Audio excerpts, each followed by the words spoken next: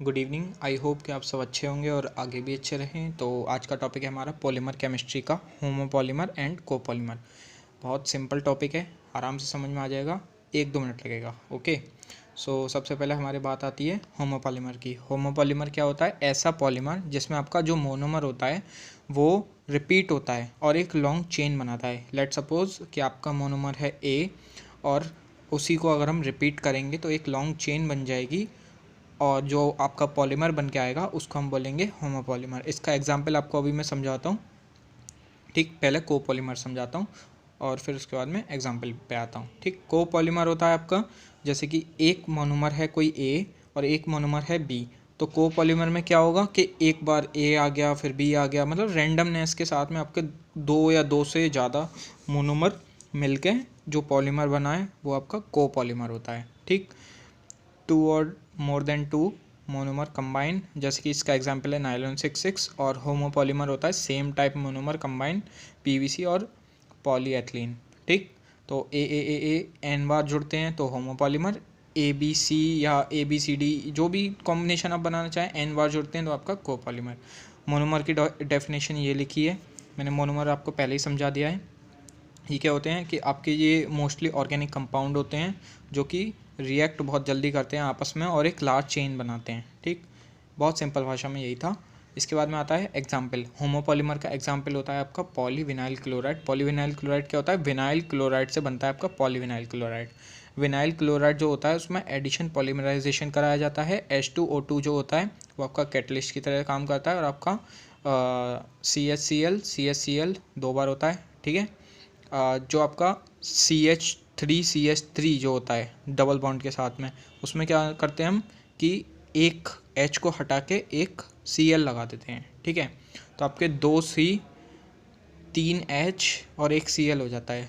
ठीक, वो हो जाता है आपका पॉली विनाइल क्लोराइड। ठीक, अब क्या होता है कि इसके अगर हम एक चेन बनाएं, यानी कि ये वाले बॉन्ड ऊपर वाले बॉन्ड को तोड़ दें और तो ये बॉन्ड टूटने के बाद कैसे होगा? एक बॉन्ड इधर आ जाएगा और एक बॉन्ड इधर आ जाएगा। ठीक, 2 बॉन्ड इस तरह से आ जाएंगे और इसी के जैसा एक और मॉलिक्यूल होगा तो दोनों के इधर साइड वाले बॉन्ड ओपन होंगे तो दोनों के बॉन्ड आपस में जुड़ के एक चेन बना लेंगे और ये आपका बन के आएगा डबल सी, एक Cl यहाँ पर और इसके N, यानी कि यहाँ पर सेम जो है आपका रिपीट हो रहा है और आपका बन गया ये पॉलीविनाइल क्लोराइड।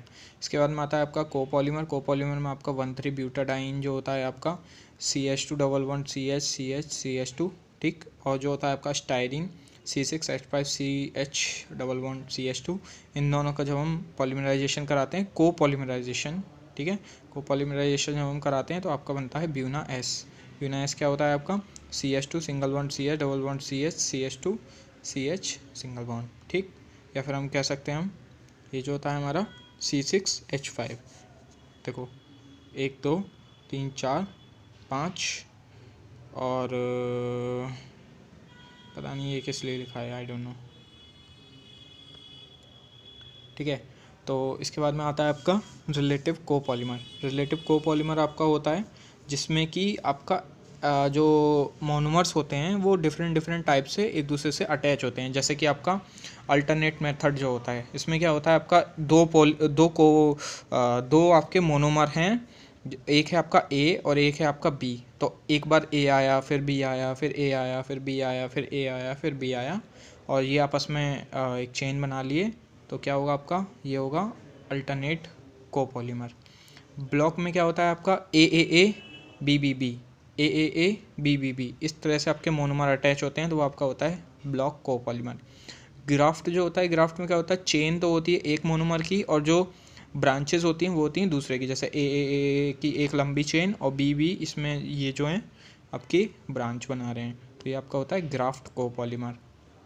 रैंडम जो होते हैं उसमें क्या होता है आपका बी बी, मतलब कितने भी ऐसे इस तरह से हो सकते हैं तो आपका होता है रैंडम कोपॉलीमर।